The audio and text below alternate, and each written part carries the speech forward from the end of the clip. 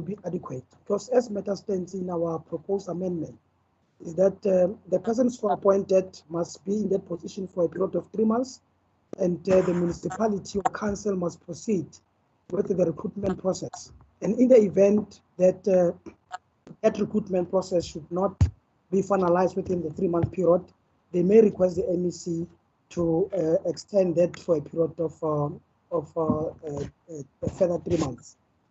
The reason why we are not supporting the extension of a 6-month period, Chairperson, is because municipalities, we are aware that they have the luxury of prolonging the recruitment process. So we want municipalities to be within that specific period of 3 months to 6 months for them to expedite the process of recruitment. We will assist them to and monitor the process of accelerating the process of appointment of full city or municipal manager for within that period, 3 months and 6 months. The second one is with regard to the secondment of managers directly accountable to municipal managers. The issue here is in relation to the secondment by the MEC, that there is no provision in the Act that gives provision for the MEC to second a person who should then be acting as a manager accountable to a municipal manager.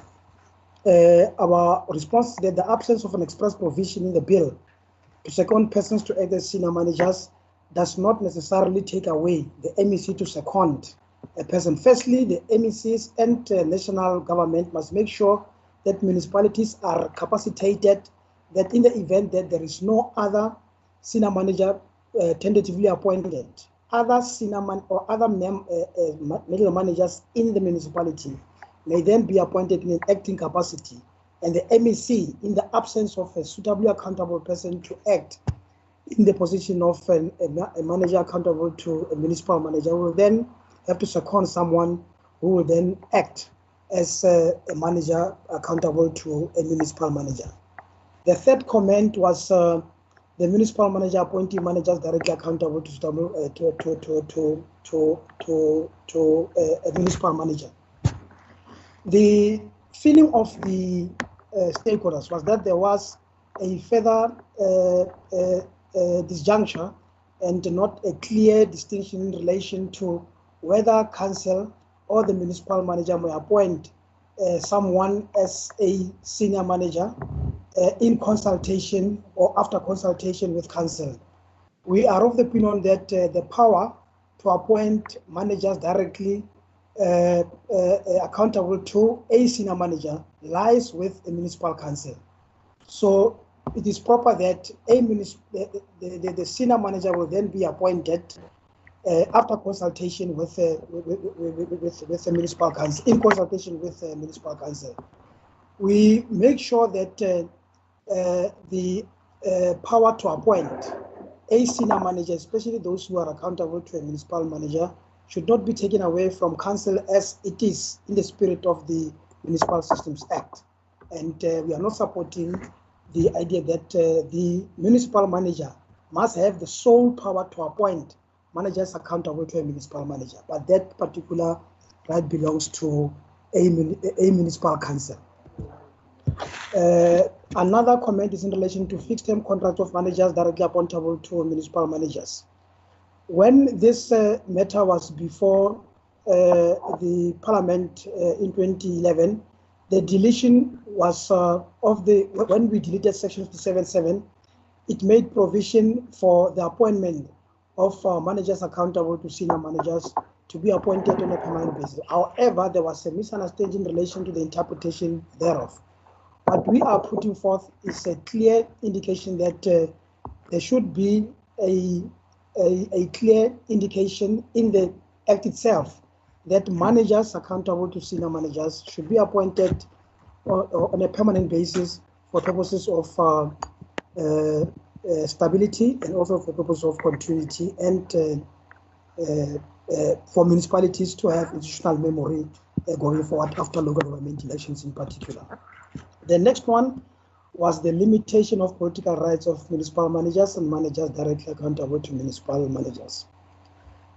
We have had a discussion with the committee on this particular matter, And we have been very clear with our input that the advice that we received from the Chief State Law Advisor and the advice that we received also from Senior Counsel was that we are within the constitutional right to limit certain political rights of senior managers in municipalities. But however, we have indicated that this parliament will then have to decide, because of the experience that we had in the past, whether we still have this clause in the bill, or parliament will then decide whether this particular clause should be removed from the proposed amendments. We are, however, Chairperson, indicating that because of this clause, we have managed to have some sort of stability in municipalities, and our point will be that for purposes of stability and continuity and having certainty in the administration of municipalities, this particular clause should be retained. The other comment is in relation to the renewal of fixed-term contract.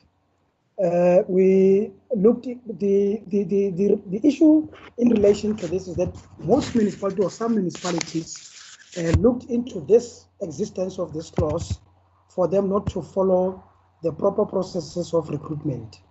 And our view is that this particular section, we support that it should be removed, and that all MM positions that are vacant should be advertised, and there should be an open competition in relation to filling this particular position. So we support that this particular clause should be removed from the proposed amendments. The other one is in relation to the sectoral determination versus the municipal regulatory powers, where some was of the opinion that every employee should be subject to the sectoral terms and conditions of employment determined by the relevant bargaining council, and that matters of this nature are best left in the bargaining council. We are of the opinion that the bill itself, or the section that deals with this particular sectoral determination, does not take away the powers of the bargaining council to determine the bargaining processes with municipalities. The scope of application of the main collective agreement concluded in the bargaining council implicitly exclude municipal managers. Municipal managers are therefore not part and parcel of the bargaining, the collective bargaining.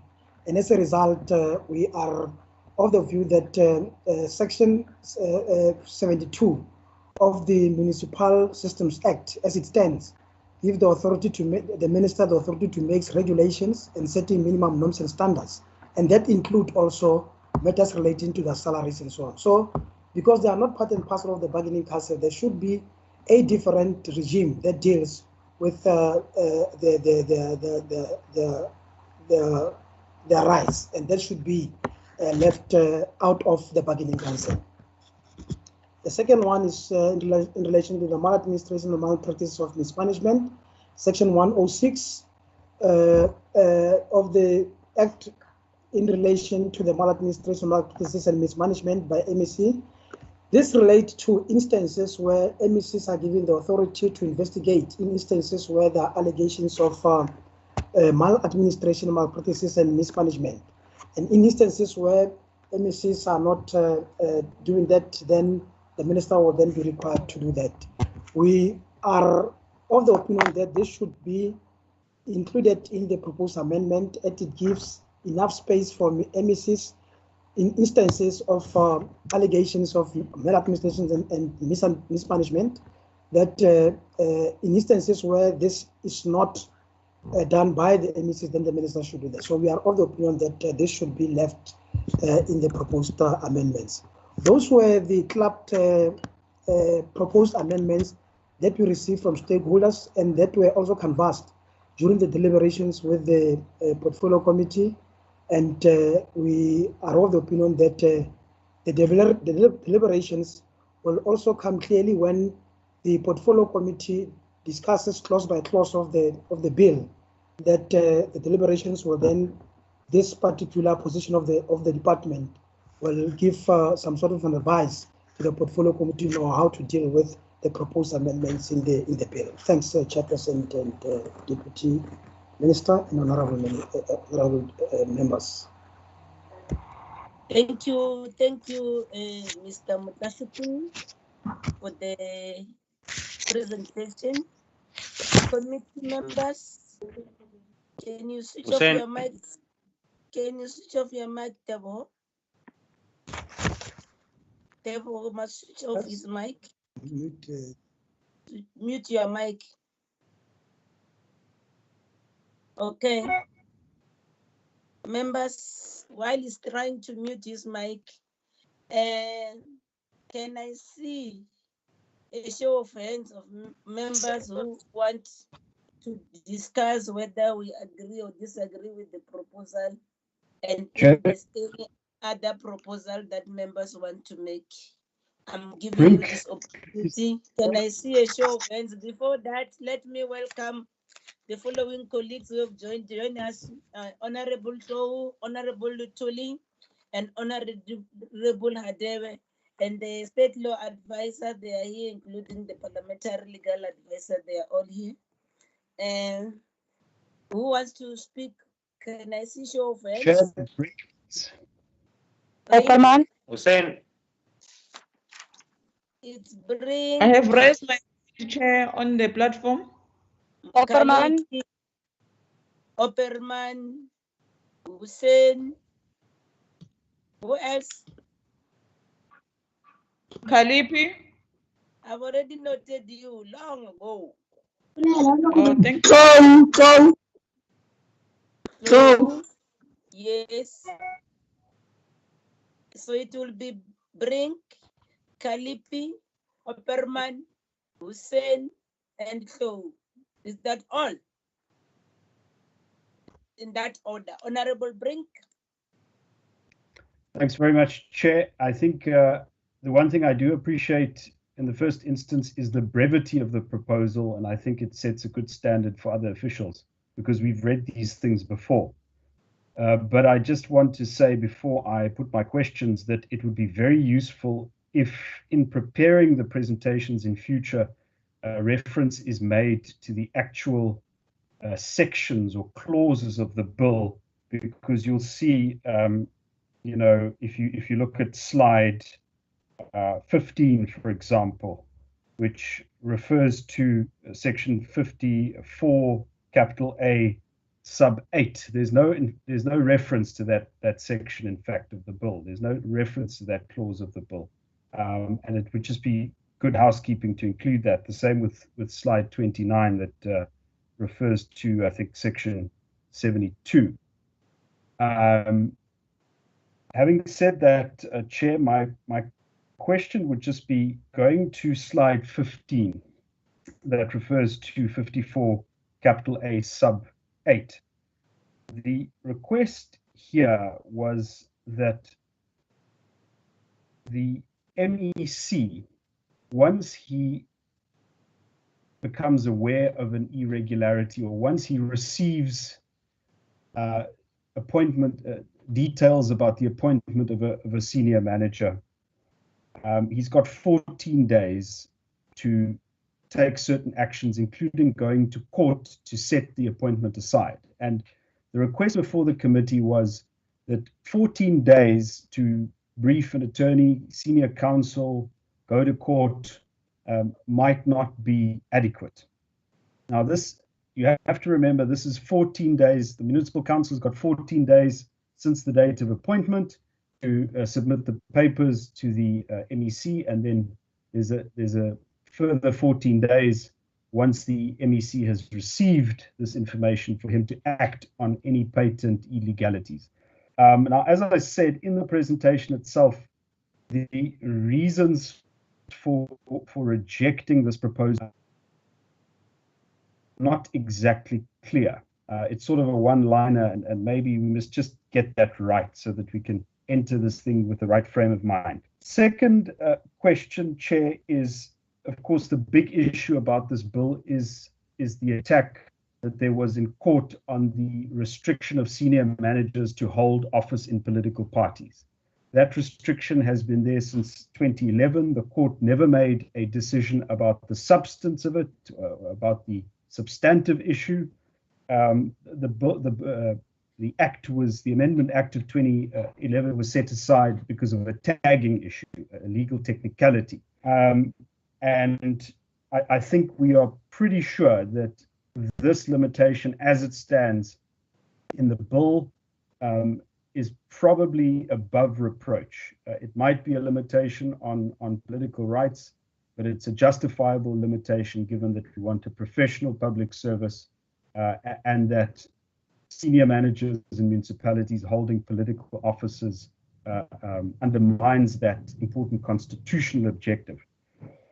What I want to know is the comments of DCOG on the proposal of SALGA, which we haven't heard. Now, SALGA wants to extend that limitation in section 56, capital A, wants to extend that prohibition that applies currently to senior managers to all municipal officials, which on the face of it sounds like a good idea, completely making the municipal administration, in theory at least, apolitical. What is the comment of the department on that?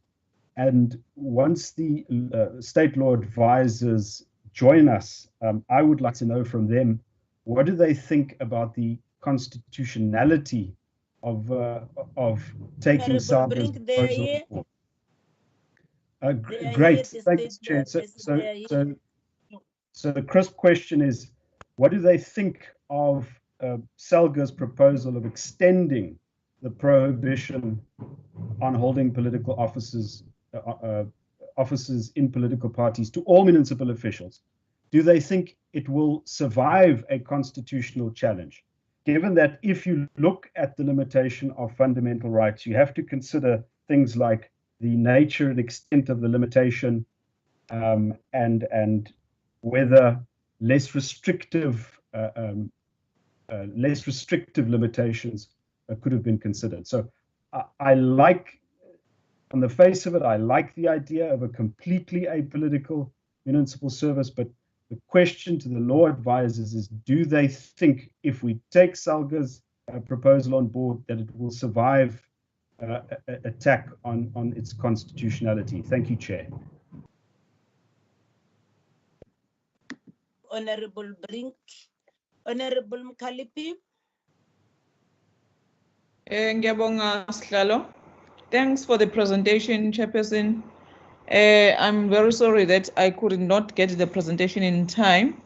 I don't know what is wrong with my email, because our secretary of the committee said that she sent to us yesterday. But nevertheless, Chair, let me just ask from you, where are we in terms of the process? I heard when Honorable Brink was saying that when he was commenting on the SALGA contribution, and you said, no, they are here. So are we getting this presentation, which I thought it was a summary of all other contribution from other stakeholders, or are we still going to get a presentation from all of them as the documents that were sent to us? The reason why I'm asking you, yes. No. They are just here as observers to hear how are we deliberating. This is our meeting. Okay. Remember last time, what has happened? The department has consolidated all stakeholder submission. Now they didn't have time to respond last time. That's why now they are responding. But this now purely a committee matter. That's why we are going to, what we are doing is questions now, as Honorable Brink has done that. Then we'll discuss whether we agree or disagree with the proposals. If there's any other proposal that members want to make, give you an opportunity to do that. Yeah, then what will happen then, the state law advisor and the parliament legal advisor will get their inputs as well. And then if there is if once you make your inputs and then we all agree, then we'll then request the state law advisor and the department to come up with an amended list. Then the committee will then have to meet again to consider the amendment list and the report. That's where we are now. Okay, thanks, Chairperson, for the clarification. The reason why I'm asking, I didn't pick on the presentation of Cock from my Honorable DDG, what was the contribution of SALGA. I remember last time before the COVID, SALGA came to present their perspective, and they were very passionate about their perspective. And as I had said, Chair, I don't know how I missed this presentation of the department, but when I was listening to my DDG, I couldn't get what was SALGA was also contributing in terms of submission. So that's why I was asking if SALGA is still coming. So thanks for the clarification. Chairperson, I just want to get a clarity, because I think I also agree with what SALGA was putting forward to us in terms of that 14 days that the MEC, after you have the council, after they have hire a manager or a municipal manager, they have that 14 days to communicate with the MEC.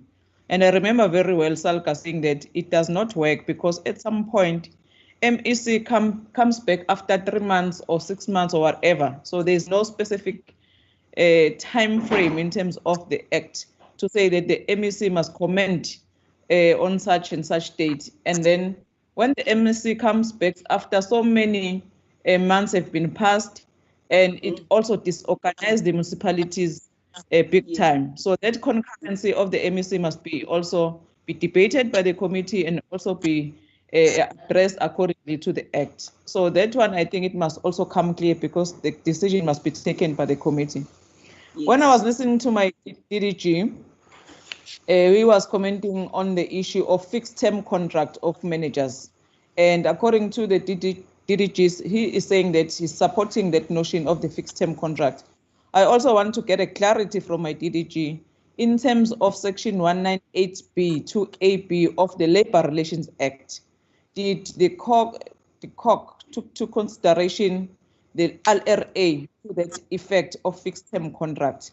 Because if he's saying that as the department, they are supporting this fixed term contract of managers, is not going to come back and bite us in terms of the LRA if it's not addressed. Thank you, Chairperson. I'll just pause there for now. Thank you, Honorable Mukhalipin. Honorable Opperman. Thank you, Chairperson. I just want to reiterate some of the sentiments that Honorable Brink has had now. And I want to say the more background should have been given now, because the Constitutional Court ruling itself said that the unconstitutionality and the inconsistency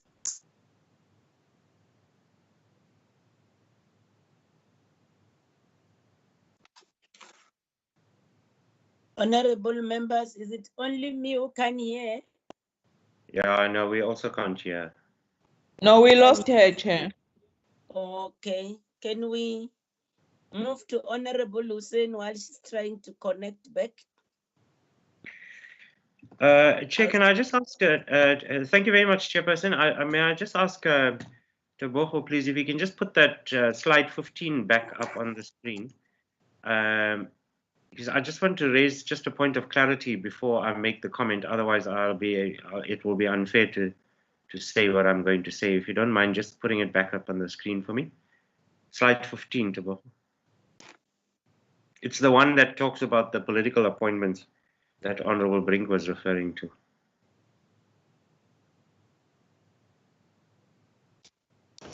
You're just telling that we lost network. Maybe I mustn't delay, Chair. I must maybe just proceed, and if I miss, then they will just raise it. Chair, if I understood the point that was being made on. I was cut off there, Chairperson. No, I've noticed that you'll come after Honorable Hussein. I send you a message, Honorable Opperman, that will come after Honorable Hussein. Thank you, Chair. Okay. Honorable Hussein, proceeds. Yeah, Chair, I'm referring in particular to the one provision, and Honorable Brink had spoken about it a short while ago, you know, and it's that clause that's in reference to SALGA's proposal to ensure that all officials of the municipality do not hold political office. And if I heard him correctly, what he said was that the department proposes you remove that clause altogether. So I just wanted to get that clarity whether I heard him correctly, because if that is the case, Chairperson, I want to suggest that it not be removed and that we support the view by SALGA, which I must say that I think is a very brave suggestion from SALGA to expand that provision to all employees of the municipality. And let me explain to you why, Chairperson, in a real case example. You know, sometime last year, I was having a conversation with a very senior manager in the Tigweni municipality. We were just standing and having a casual conversation in the car park. And he was relating to me, Chair, how a junior manager in his own department who holds a very senior political office, I won't go into all of the details just because I don't think it'll be fair to put that, you know, and make it public. But he was relating to me as a real situation in that municipality, where in his own department, a junior official who happens to hold a very senior office, political office in his political party, was appointed a few months ago and has since not turned up to work. And his job every day was to go around doing some sort of political organizing, but he was fully employed by the municipality. He doesn't turn up to the office at all. And this manager can do nothing about it because this gentleman holds a very senior position in the political party. Now, that's a real case example. And I think, Chairperson, most of us may have the similar examples that we could find in municipalities across our country.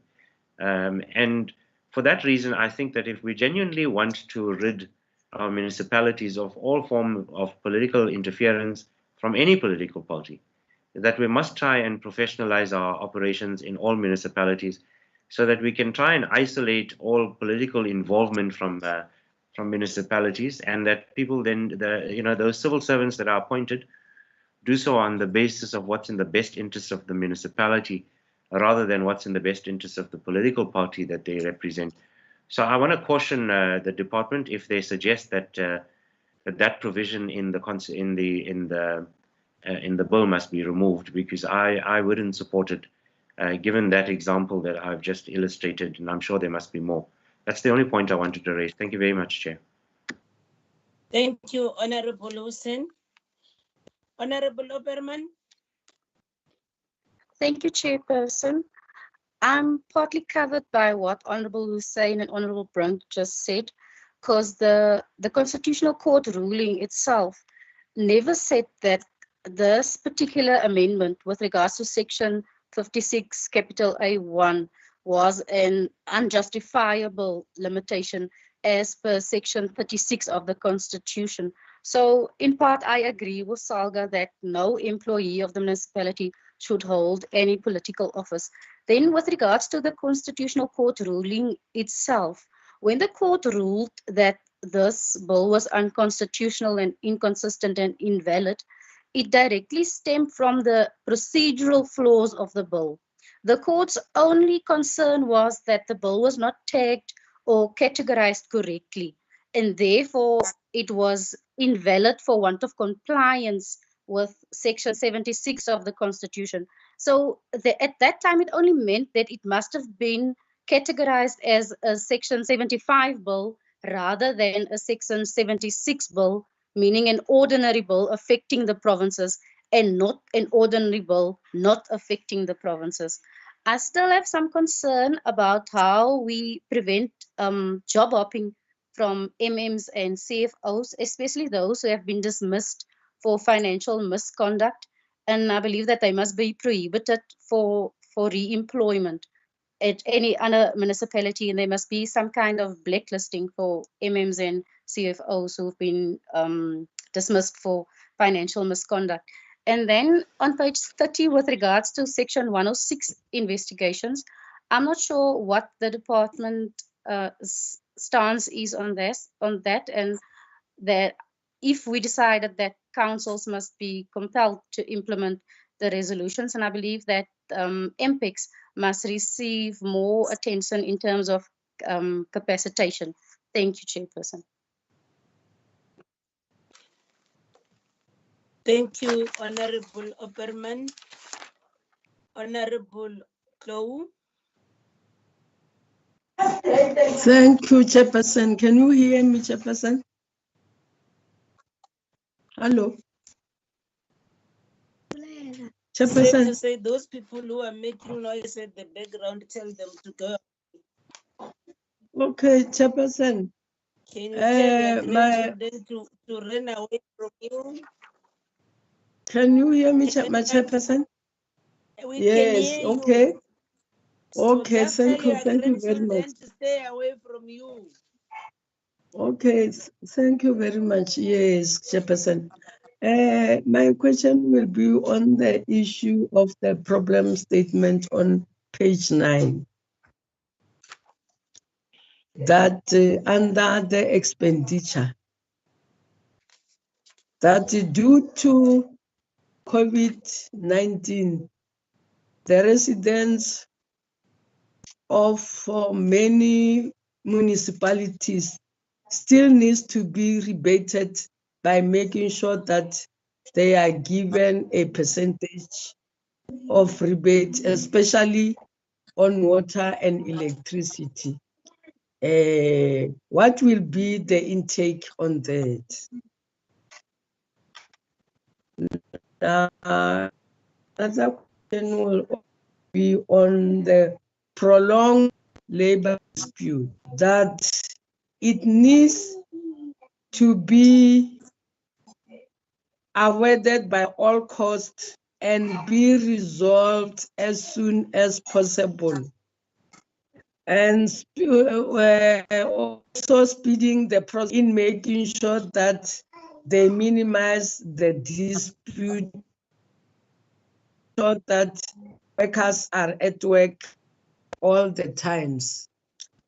And going to the issue of the appointment of municipal manager and managers directly accountable to municipality. I think that question, I'm still saying, based on the issue of the city here of Tshwane, that there is a long problem of the acting senior positions that needs to be urgently. Honorable My chair. Can you remove that child person? Can you remove that child to be away from you?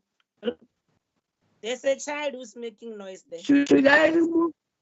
The child. Okay. Okay, yes, thank you, Chairperson. They are babies and people. Can you tell them? Yes. Let them get out of there. Please, Matlo.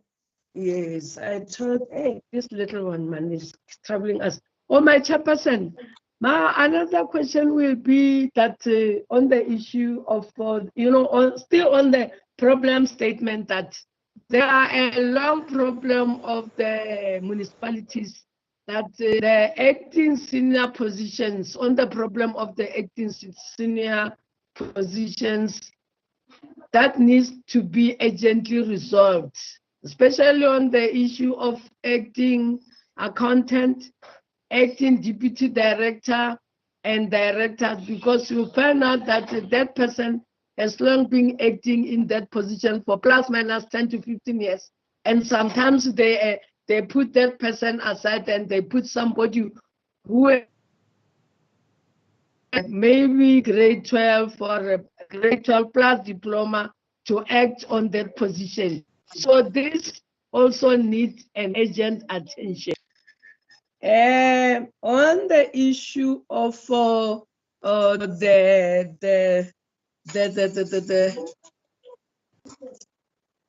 COVID-19, the safety, that safety measures, these things is safety measures need to be put in consideration by making sure that PPE and sanitizers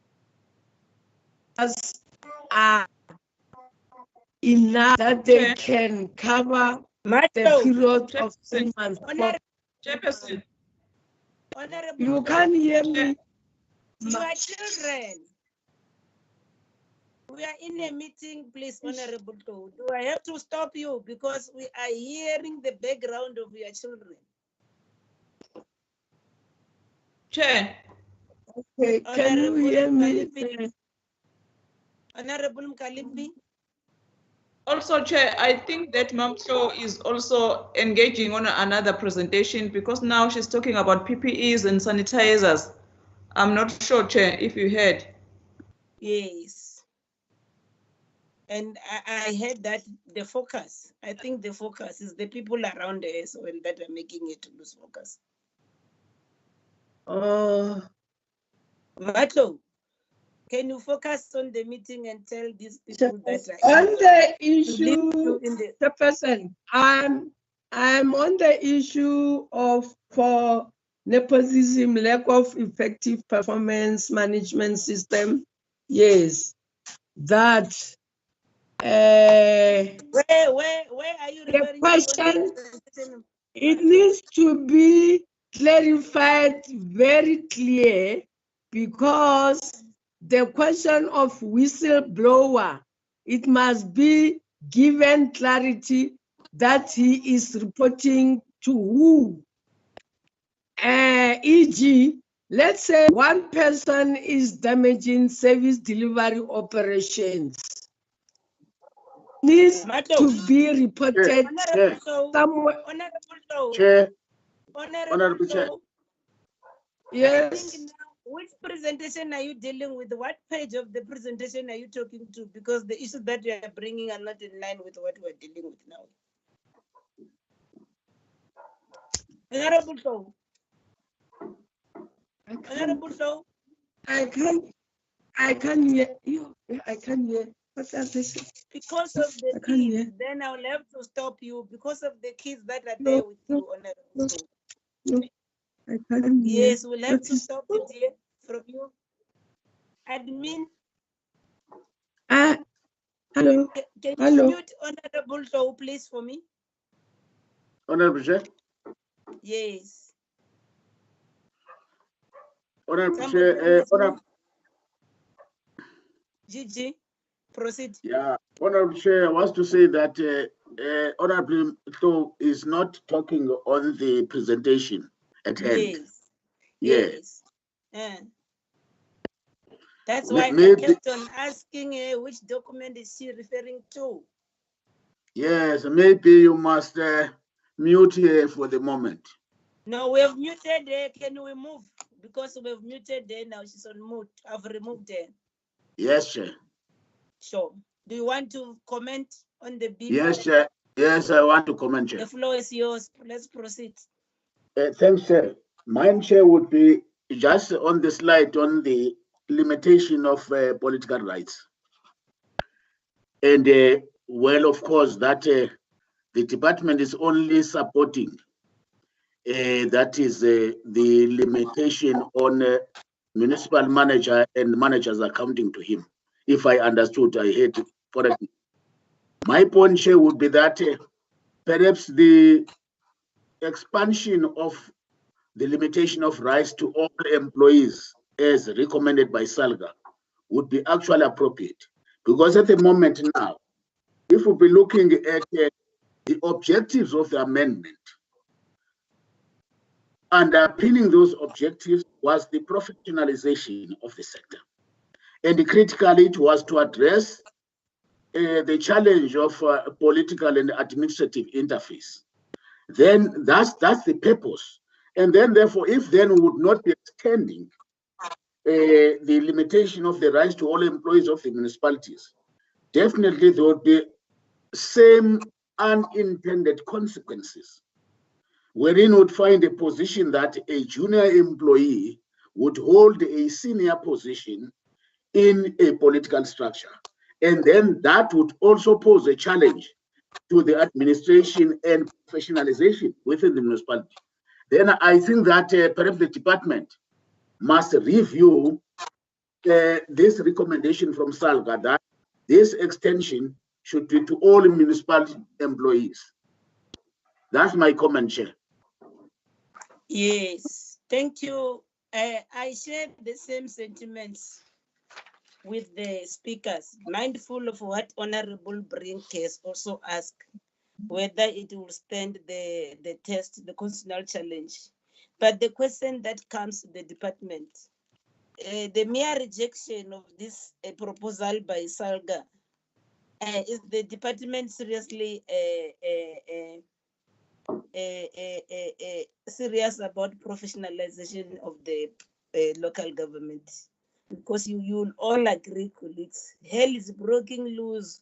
The classical example that Honorable Hussein has said there are officials who are politicians. You can't touch them. Some are even senior to their political principles in terms of politics, and that's where hell breaks. So I think if we are all serious, because I think that's the emphasis, this is an opportunity for us as a committee to professionalize local government. So we'll want to hear the department's view on this one as to whether really is the department serious about professionalizing a local government. Over to you, DM and Tim, DM Tao and Tim. Are you starting, or you'll allow the officials to start, then you'll come later? We'll allow the officials to start, just to confirm that DM Papela has also joined us, Chair. Okay, welcome, DM Papela. Thank you very much, Chairperson. I'm here. I came in when Honorable Brink was speaking, so I've been listening. Thank you. You've been listening. Yes, very much so. Welcome. Thank you very much. And the children with Honorable Maggie, I could hear all of them. Okay, it's fine. We'll address that. We'll address that. Okay. Thank you. Thank you. Sure. Thank you. Jacob, Tim, your responses before the two DMs come in. Thank you, Chairperson. I will just respond to some of the issues here, but not necessarily in defense of the position of the department. I will start with the 14-day period that is being proposed in the bill in relation to the reporting of the appointment of senior managers to the MEC and subsequently to the minister.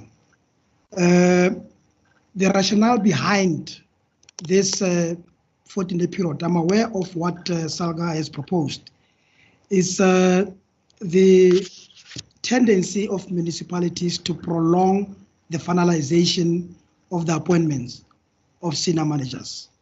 And we are not totally married to the 14-day period. What we were proposing is that if the prolonged period, which might not necessarily be a problem, is allowed, and we are sure that upon the internal processes of the appointment has been made, then municipalities will then report within the required time, be it 30 days and so on. That will be appreciated. Maybe we might have to look or the honorable members might have to look at what then should happen in instances where we have put in a specified period of days for the reports to be given to MECs and subsequently to the minister. In instances where municipalities are not doing that, what then should be done? I think MPs may have to debate along those lines, and so that we can force municipalities to comply within the specified period, be it 14 or 30 days.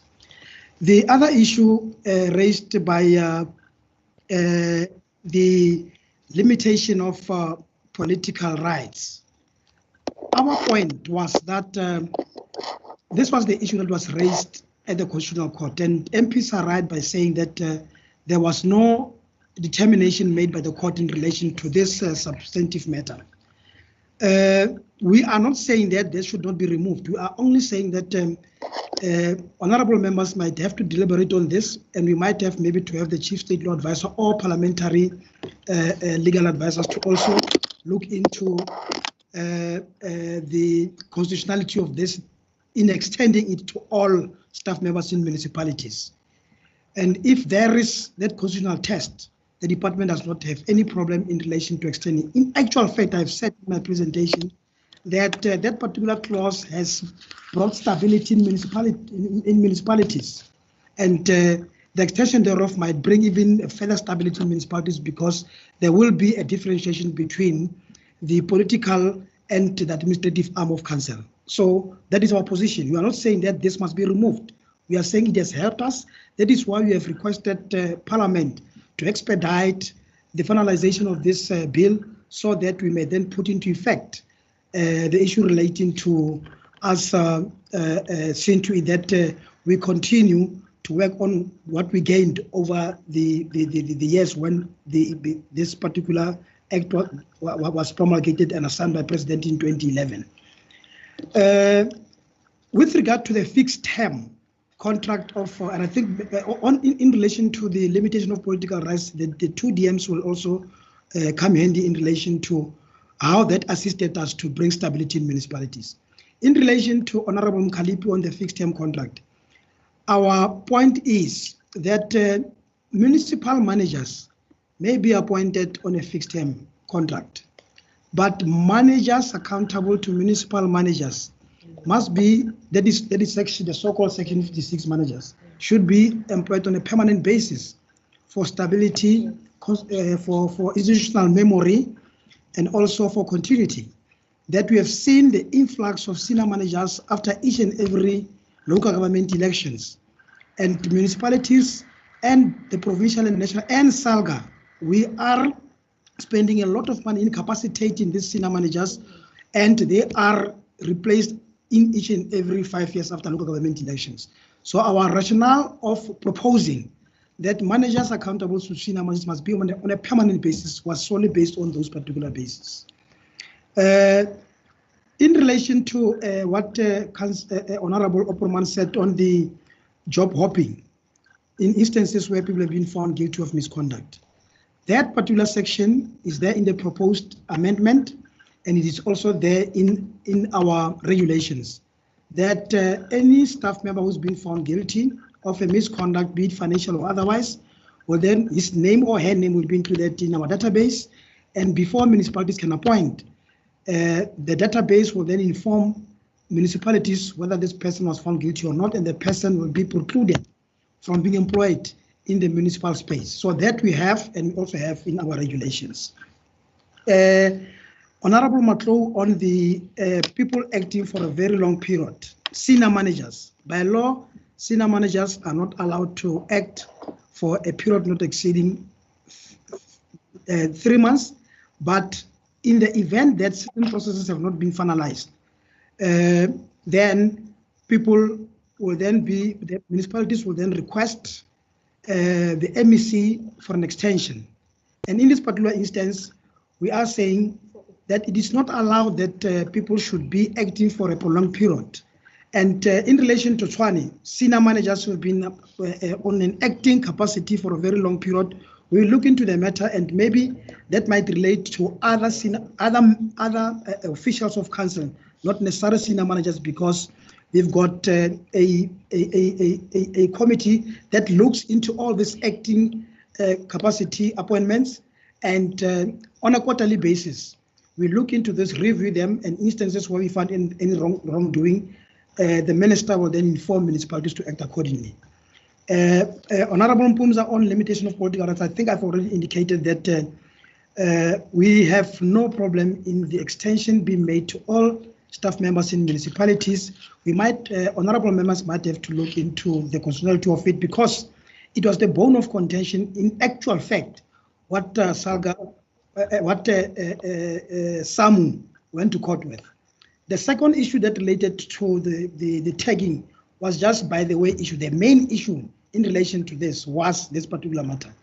I must bring to the attention of the honorable members again that possibilities are that this will also be a constitutional challenge. But if honorable members are comfortable with this, of which we are as a department comfortable, we may take that route and defend this matter in court should the matter be brought to court again. Thanks, honorable.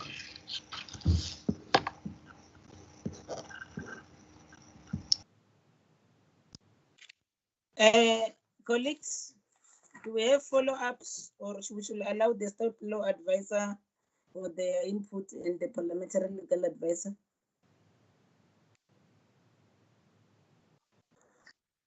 Honorable sorry, Chair. sorry. I omitted the DMs and the DMs. Hadebe?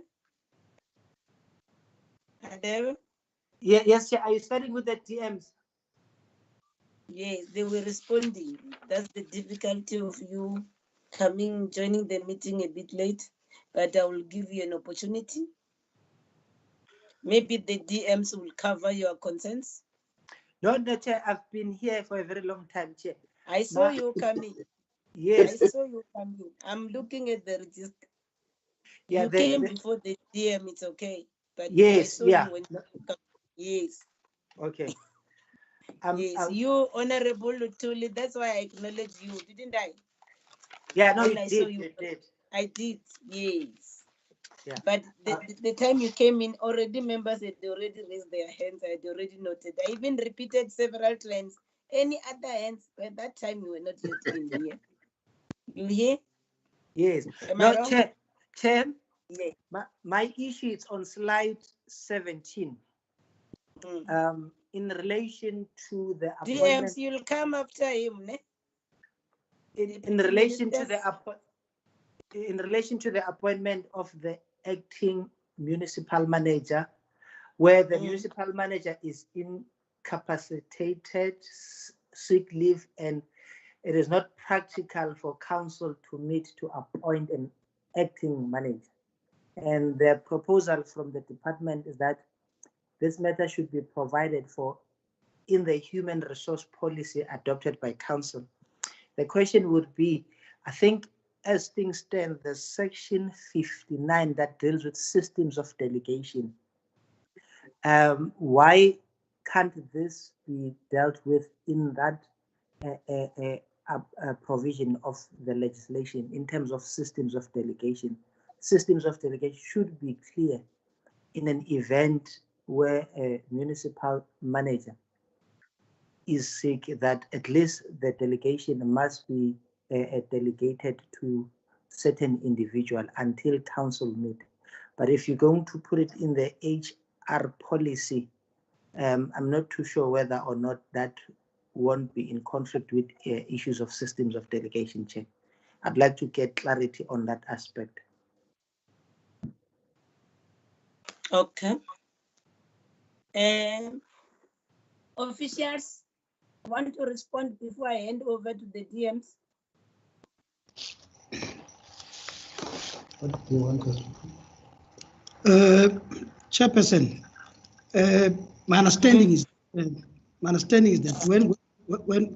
when we said that it will be prudent for the provincial and national departments to give support in terms of section 154 of the Constitution to local government to capacitate municipalities so that they can, within the pool, have the competent officials to act as acting municipal managers, and also that your HR policies internally, in instances where a person is capacitated and council cannot just sit abruptly, especially like, for instance, your metros, to deal with this.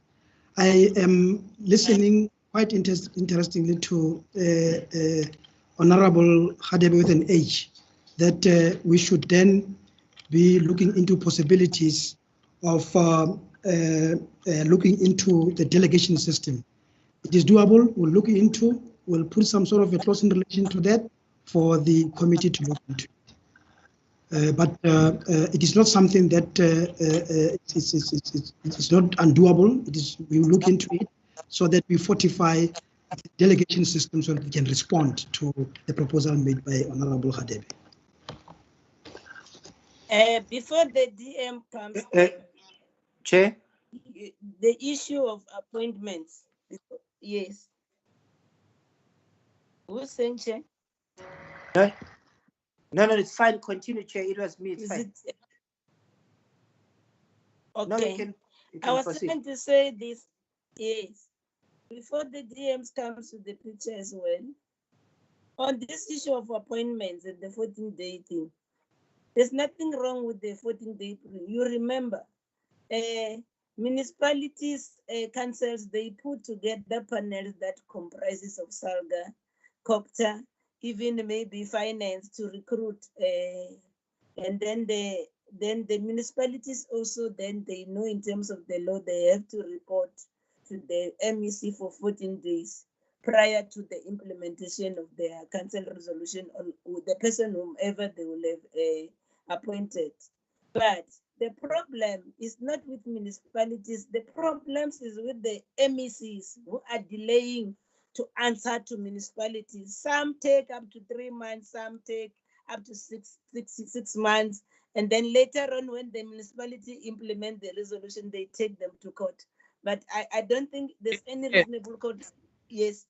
Then, so the issue last time is we deliberating, Honorable the Deputy Minister who said to us, they don't have control over the MECs.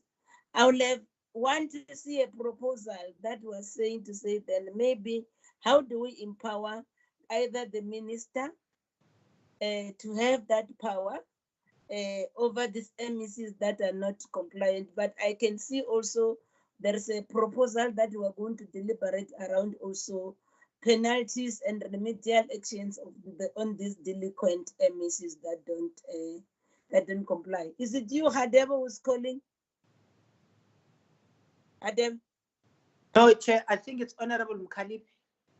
Okay, Honorable Mkhalipi. No, bengivumela Chair ngithi yes, Chairperson. Oh, Attack, Chair. Yeah.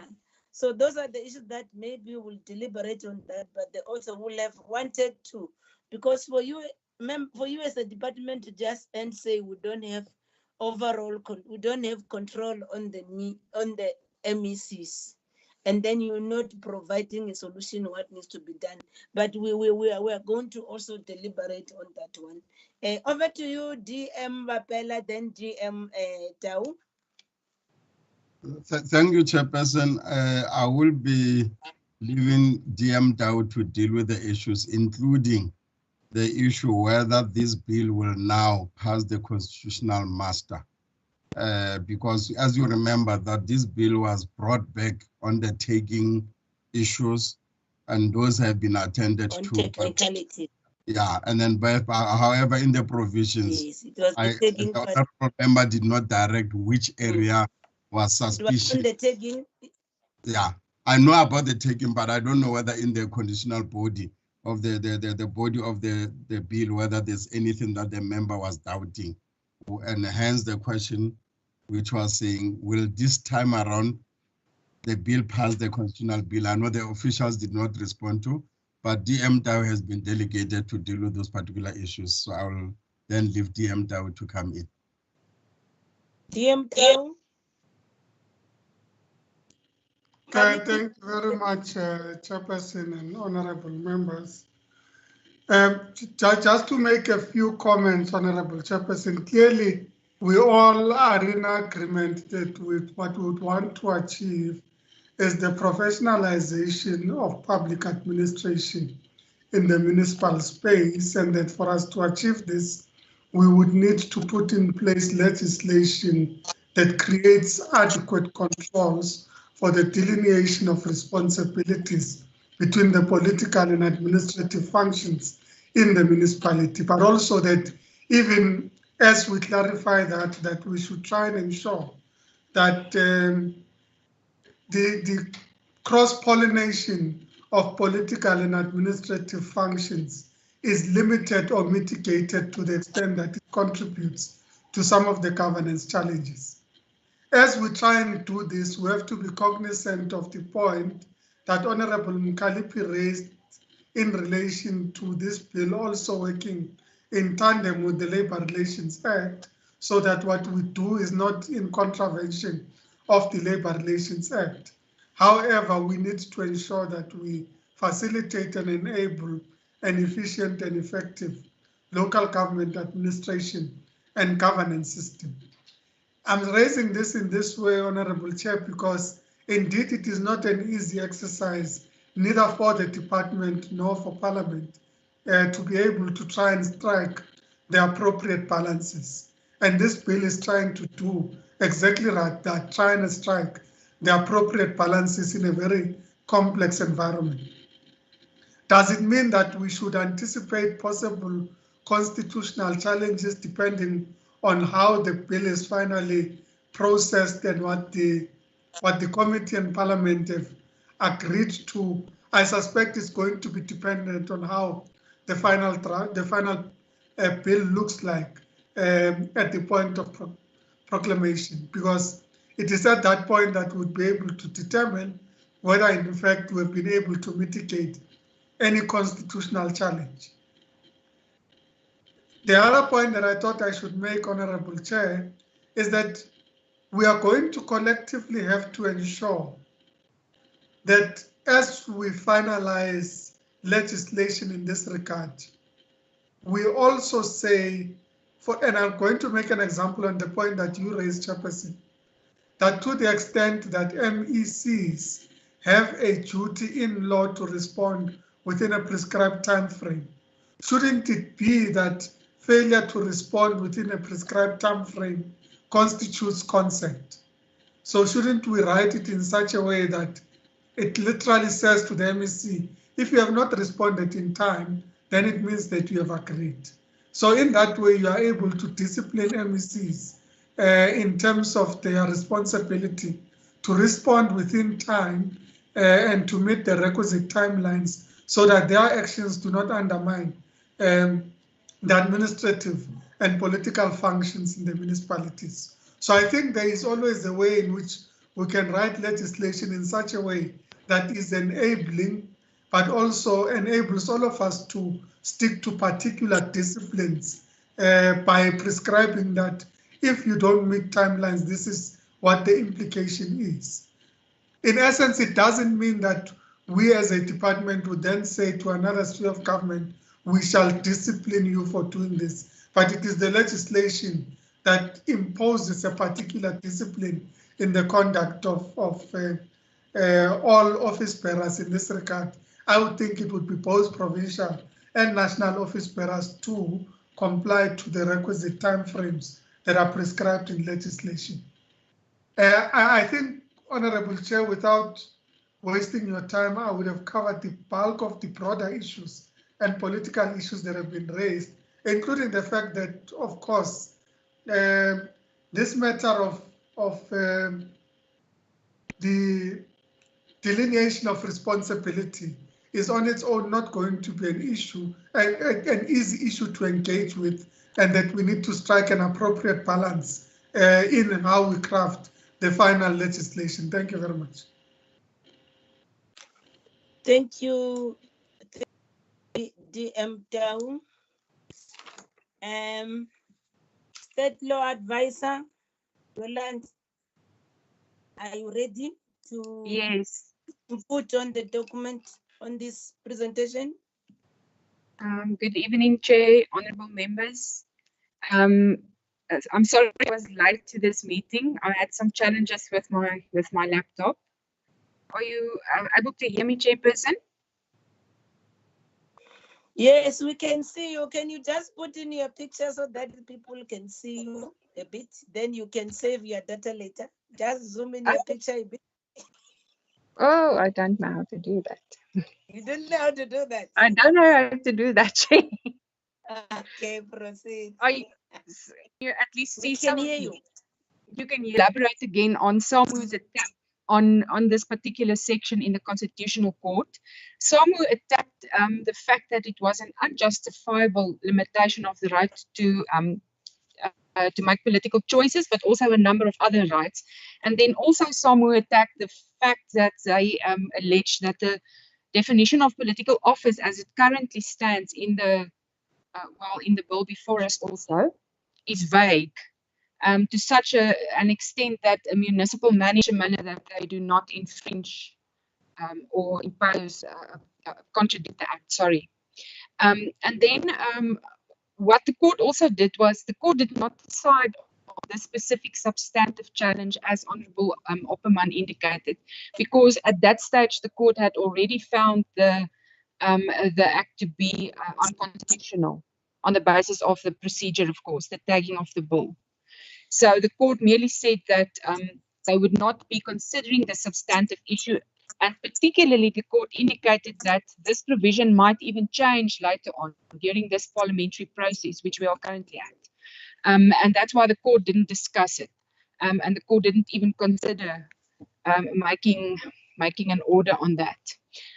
From the beginning of Section 56, even with the previous act before it was passed, the OXLA held exactly the same view that we have now. Section 56A, even if it is extended to all the employees in the municipality, it is a limitation on the rights, on the political rights, on all those rights that some might have indicated to the court also. But what must be established is whether that limitation would be justifiable, and we as the state law advisors and even the committee cannot decide whether that will be justifiable. The onus would be on the minister to place the necessary evidence before court, and the justifiable limitation would be considered with reference to Section 36, which the honourable member pointed out is a number of factors that the court would consider. But in our opinion, we've considered the reason and the purpose for this limitation, and we found that there would be no reason for the court to find that the limitation is unjustifiable. And according to us, we still hold the view that this limitation, even if extended to other municipal employees, would be justifiable in terms of Section 36 because of the reasons also that the DM elaborated on. But yes, from our side, we feel that it's up to the committee to decide whether to extend it as proposed by SALGA, or whether this section should remain as it was previous to the court challenge. But what I can perhaps just say is we must keep in mind that there will always be the possibility that there will be a challenge in court. It might not be again by SAMWU, but if the committee decides to go with this extended limitation, or even with this section as it stands currently, it must be the necessary evidence must be provided by the minister in court to justify that limitation, and we feel that it will be justified. Thank you, Chair. Okay, Advocate Jenkins.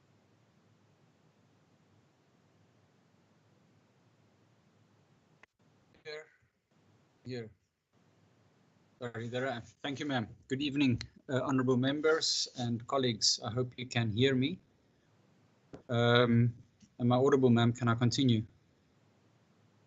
You can continue. You can continue. Thank you.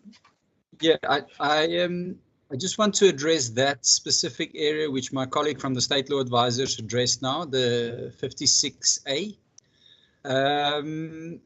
Ma'am, first of all, let's just be serious. That provision came from the department. It also came from the department in 2011 or 2009 when we dealt with it. So it's a policy decision that was taken at that level. And when we went to court, remember we went to a high court, we went through the appeal court, the appellant court as it is now, and we went through the constitutional court. Parliament is in charge of the procedure, and we answered unsuccessfully the tagging question. The question around the policy issue of 56A is a departmental question. It's a policy question. The Constitution says it's the national executive that deals with policy. Now, I just put that there because that lays the basis for what I want to say. What I want to say is that when we, and much like my colleague from the State Law Advisor said, what is the purpose of this provision? The purpose of the provision, what I'm hearing now, is stability within local government. When we dealt with it in 2011 before the judges, the purpose was to depoliticize the public service within local government. It was to enhance service delivery. Now, why is that important? It's important because Section 36 of the Constitution says there must be proportionality between the purpose and the limitation. So we need to be clear on what the purpose of this provision is. And then we need to be clear on the evidence that this works, because we've had time to implement now. So it should be easy then to show to the court that this actually works. And then, ma'am, the critical issue attached to the purpose, I mean, as I said, let's be clear, the critical issue around the purpose is it the least restrictive means? Is it the least restrictive means that could have used to achieve those purposes? And we need to prove that. We'll need to show that to the court. Remember, if someone wants to take us to court again, they can only aver, they can say, we think it's unreasonable. Parliament must then go ahead, and the department, the minister will have to go ahead and say, this is the evidence we have. There is no other means to achieve this legitimate objective we have. And then we'll pass that constitutional muster. So there's a lot of questions, ma'am, around this issue. And as I said in the beginning, those questions fundamentally are directed to the minister, to the deputy ministers, and to the DGs to explain that. And if the committee wants to keep that in there, because it just sounds to me from the beginning that that we were told it's for Parliament to decide whether they want to keep it or not keep it. I would suggest, ma'am, we ask the department to show us the evidence that this is necessary and this will pass constitutional muster. We need to talk clearly to Section 36. So, ma'am, I'll leave it at that, because I think it's only now that we're really starting to get into that part. We can look at the papers that we had in the court in 2011. From our side, we can put that for the committee. We can make a document for the committee, but it will really be for the department to come forward and say, this is the purpose. This is what we want to achieve. It's the least restrictive measure that we can use. We have to use this measure, and we know it will work. And then we can go ahead. There's always going to be a challenge, or not always, but there's always a chance of a challenge. But we need to be on top of this one, ma'am. We can't go to court again and lose this thing. So, ma'am, let me leave it at that. Thank you. Okay. I think that's fair enough. That's fair enough, Advocate Jenkins. I think, yes, it's so fair enough. So then, yeah, we'll move along those ways. Colleagues, do we have to comment on the inputs by the two legal advisors? Honorable Blink, you will have to have a follow-up question, definitely, or comment. Chair, thanks very much. I don't have a question. I think my question has been answered. I just want to say that I think the purpose of the limitation is crystal clear. I think if you look at what this committee has seen, if you look at the presentations by Salga, at the incidents that Honorable Hussein referred to, it is crystal clear that the constitutional imperative of a professional public service, including a professional municipal service, is a very valid policy objective. And I don't think that we will have any problem, not we, I think the minister will have any problem if that is challenged.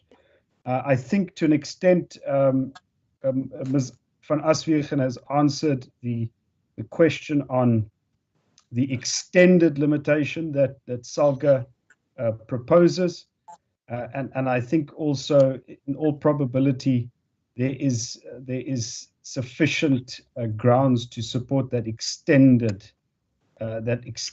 prohibition. Thank you, Chair. Thank you.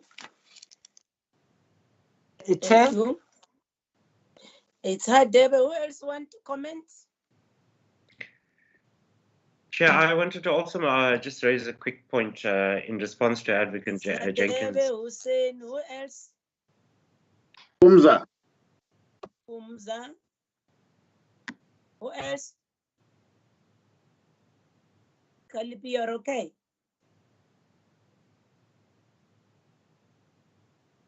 Okay. Chairperson, I'm okay. I'm following. Okay. Okay. Perman, are you okay? Yes, Chairperson, I'm okay. I'm following. Honorable Tuli, are you okay?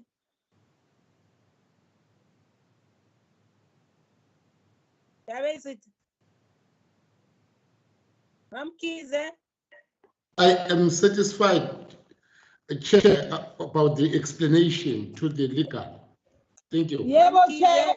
I'm also satisfied, Chairperson, because I don't have any document with me. My email is up. I can't access my email. I don't have the data in the iPad. The floor is yours. Yes, Chair. I wanted to understand that we are on the same page. The limitation of political rights only relate to politicians who hold office bearers. Is that the understanding, Chair? Because previously, when we spoke about this, the explanation was that these rights are limited when it comes to office bearers of political parties. Can I just get that understanding? Okay, that's the point, and then definitely also SALDA will also develop their own detail and share with us as a committee. They've got their own experiences as well in support of the minister. Then two advocates will respond to your question, Honorable Hadebe. Then Honorable Hussein. Yeah, Chairperson, if I understood Advocate Jenkins correctly, he said that the department should probably advise whether or not that the provision to expand the limitation of political rights is the least restrictive measure, if I understood what he said. So I wonder whether it would be beneficial at this stage maybe to get some response in that regard from the department. I mean, if we don't get that response, then we may just continue down the wrong road. If it's possible to get a response from them now, otherwise we might have to deal with it at a later stage if they need some time to apply their minds. Okay. Honorable Mpumza.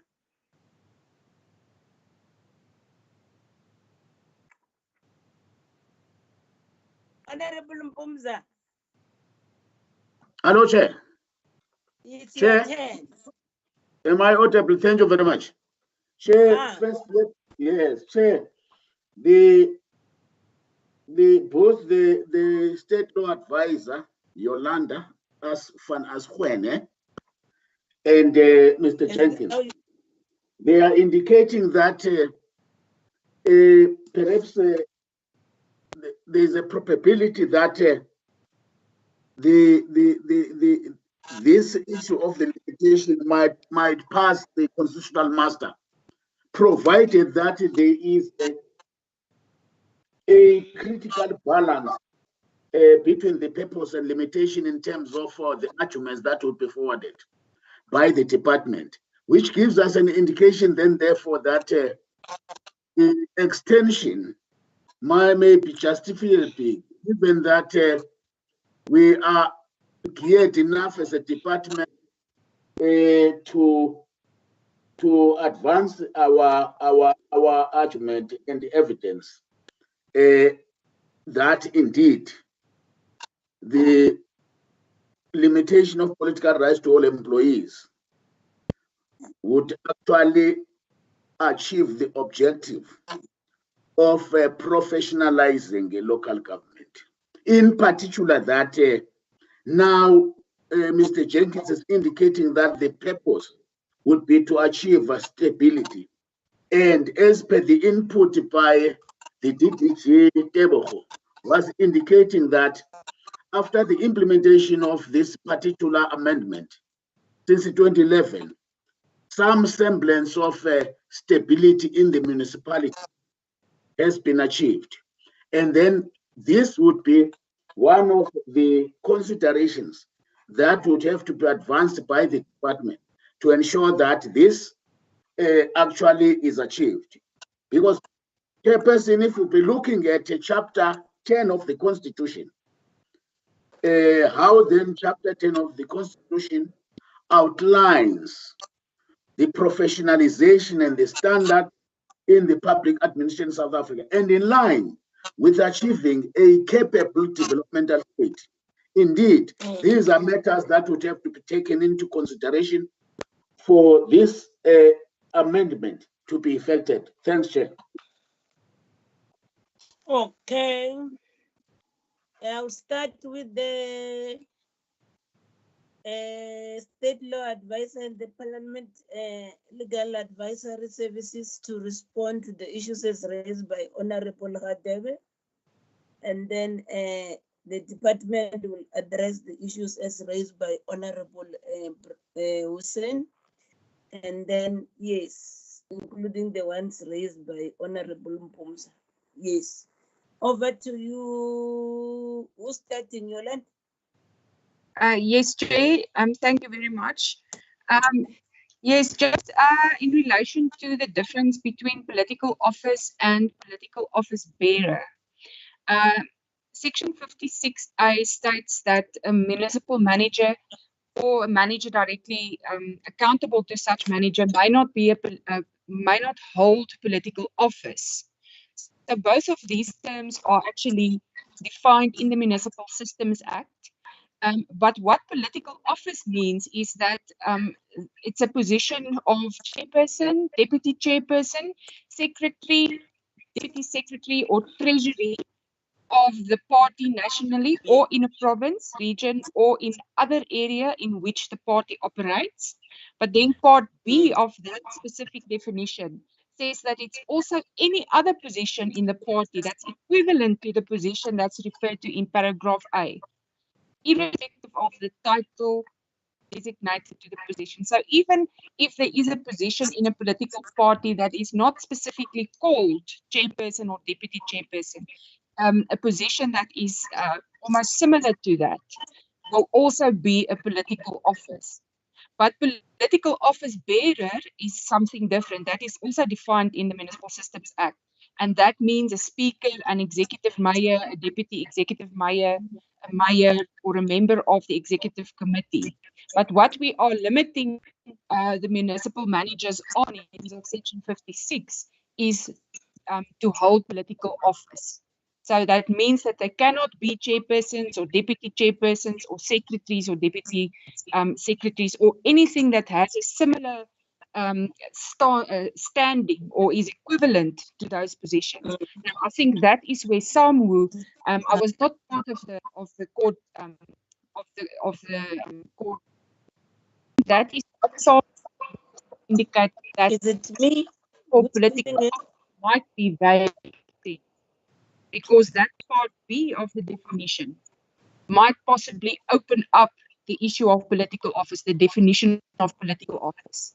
And that is where they latched on to say that it might limit the political rights more extensively. So I'm not sure if that answers Honorable Hadebe's question. Thank you, Chair. Okay, Advocate Jenkins. Ma'am, thank you very much. Let me deal with the issue of the extending of the limitation to all employees. I think for the committee to consider this issue, and maybe for the department as well, one must realize, again, the purpose of the limitation and to get efficacy out of that purpose. It will be affected if we say, but we're only dealing with senior employees, if I can use a generic term. One will have to deal with the discrimination, so to speak, between the employees, why certain of them are limited and others are not, given that the purpose is to have total professionalism in the sector. So from where I'm sitting, ma'am, it looks to me that the distinction between senior and junior employees and the limitation applying only to the senior ones, that could be a problem. Yeah. But let me leave that. I've said what I've said, maybe too much in the beginning about the purpose and so forth. I will look at it again on the issue of the professionalism and leave it at that, ma'am. But that's where we are now. The limitation is not a total ban on political membership. It's just on as my colleague Yolanda has said, it's in senior office holders in a political party. Let me leave it there. Thanks, ma'am. Okay, being office bearers, that's what it's saying. Okay, then the department, the feedback Are you able to share with us the examples as requested by Honorable Hussein? Since you started implementing this, is the evidence. I think we can also ask SALGA to provide us with evidence so that they can share with us when it comes to these issues. Department? Thank you, Chairperson. Dear honorable members of Parliament, I have indicated that prior to 2011, when this was enacted into law, this particular section, there were other issues that tempered with the smooth running of municipalities that also affected quality service delivery in municipalities. And we have seen stabilization after the enactment of this section that dealt away with obstacles that were there in the administration. And we can provide, not now, we can provide details in relation to that that particular occurrence prior to this section did not occur after we then implemented the particular section. Advocate Jenkins will also remember that we had a very lengthy discussion on the issues that he's raising now. Issue relating to whether this particular limitation was justifiable, whether that limitation was the least destructive measure that can be taken to make sure that municipalities' administration was stable and that it affected also professionalization of the sector. And there are many other issues relating to this particular section in the proposed amendments that also dealt with the issue of professionalization relation competencies in relation to what are the competencies and qualifications and the expertise that senior managers should have. Part and parcel of that conglomeration of other issues was the issue relating to the limitation of political rights. What I can say through our DMs that we will provide, we will develop some sort of a discussion in relation to the experience since the implementation of this to prove that there has been some sort of an improvement, and through our DMs we will be able to provide that to the committee. And I'm aware also that SALGA with us will also be providing in support of the fact that there has been tremendous, I don't want to make certain examples in relation to this because I've made that last time when we were before the portfolio committee, but the certainty in relation to decisions were made, and we will then make such a contribution to the committee through our DMs. Thanks. Okay. And how soon will that evidence be available if I'm to make follow-up? Because then it will have an impact on ours to make the deliberation on the matter as a committee with that evidence. How soon will that information be available?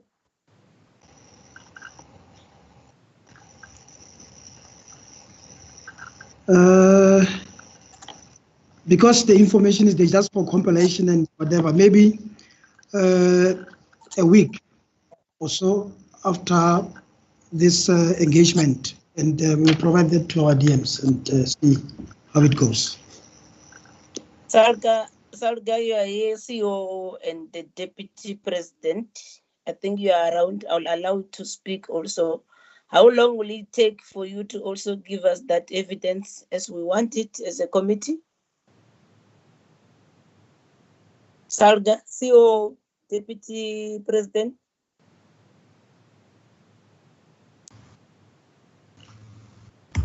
I will thank you very much, the Councillor Stofile, responsible for IGR governance. I will ask Lance to give an answer on that. Okay. CEO. Well, thank you very much, Chairperson, and may I also extend Can the councillor mute his mic first? It's done. So we can hear you now. COO. Thank you very much, Chair. Proceed. May I also extend greetings to members of the committee as well as the two deputy ministers. We have compiled some work. It's something we can pull together in a few days. So maybe by Tuesday, Wednesday next week, Chair, we'll be able to make that comprehensive submission to yourselves. Information is available. It's just for us to consolidate.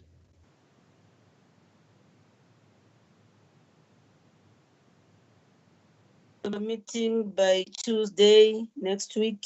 The department says a week. A week. Today it's Thursday. A week it should be Wednesday next week as well. So can we agree that we'll have that information by end of business on Wednesday next week? Yes. So end of business Wednesday next week, that information can be provided. Then under the circumstances, members, do you want us to then proceed with the amendments, or we can wait for that information that will also assist us then to deliberate on these matters? Can I get direction from members? Colleagues? Yes, Mukhalipi Hadebe. I think let us wait, Chairperson, in order for the committee to take an informed decision when we deliberate on the matter. I suggest, Chair. Yes, there's a suggestion. Any seconder to the suggestion? Seconded, Chair, Councillor Hadebe, Honorable Hadebe, seconded. Oh, you were thinking alike. Okay, seconded. Thinking like a councillor, Chair. Thinking like a councillor, Chair. Councillor Hadebe. Did I say Councillor this one? Honorable Begli, are you a councillor? Once a councillor, always a councillor. Okay, back to the meeting, colleagues. Back to the meeting. Okay. Yes. So then it means then that it will also afford Honorable Show and Honorable Mam Kize to go through the actual presentation now. And those of you who get this late, that will afford you an opportunity so that you can be going through them, so that as and when the evidence then become available. Shirin, can we work on our committee program? Also, when are we reconvening? So when we reconvene, it will be for us to consider the evidence, then the state law advisors and the parliamentary legal advisor will also help us to consider that evidence. Then members will then make their proposed amendments, and then which areas we are in agreement of whatever, then we will then request the state law advisor and the department to come up with an amended list. So I think then it brings us to the end of our meeting today with the resolution that we are going to get this evidence to be submitted by both SALGA and the department with regard to this limitation clause we are dealing with here by Wednesday next week. And then a further meeting then will then be scheduled for members to make their proposed amendments, and then a way forward to that effect. So I think then it brings us to the end of this meeting today. Unless if there's any other burning matter before I then move towards the conclusion of the meeting. Is that a proper way forward, colleagues? Agreed, Chair. Yes, agreed, Chair. Agreed. Okay. Then let me confirm the participants of this meeting again. Before we close, it's Honorable Groenewald, Honorable Tuli, Honorable Mpumza, Honorable Becky Hadebe, Honorable Pritika Banchaba, Honorable Hussein, Honorable Magito, Honorable Mukalipi, Honorable Brink, Honorable Gisela Opperman. That's it. Did I miss anyone? None. I didn't miss you, Honorable Lutoli. I started with you. No, I'm quiet. But Yes. I see your mic is on. That's why I'm trying to say I will never meet you today. I'm quiet. Okay. Then it's okay, colleagues.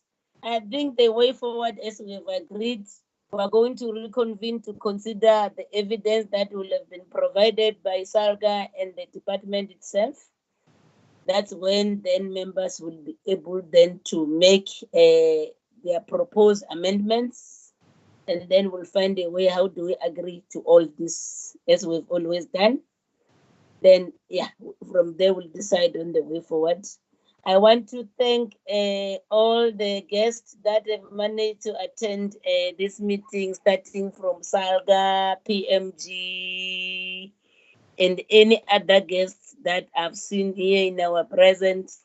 Also to thank our committee manager who's always with us in attendance. Also to thank the two deputy ministers for attending. To thank the state law advisor and the parliamentary legal advisors for being with us in this meeting, and you, honorable members, for the manner and the commitment in which you want this bill to be fast-tracked and dealt with. So it's always a pleasure to have you deliberating the way you do. And then let's go back and read again and then think, so that when we come with our proposed amendment, something concrete that will help us professionalize this sector. So I want to thank you all for attending the meeting.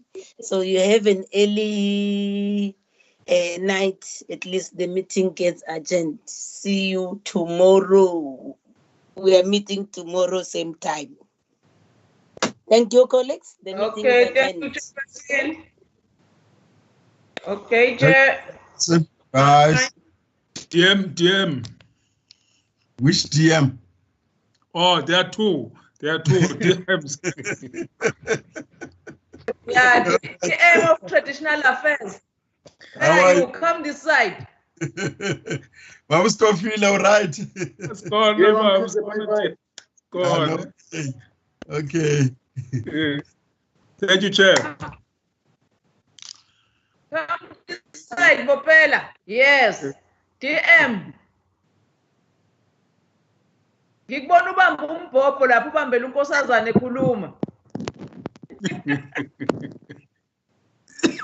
Ngikubona ubamba umbhobho.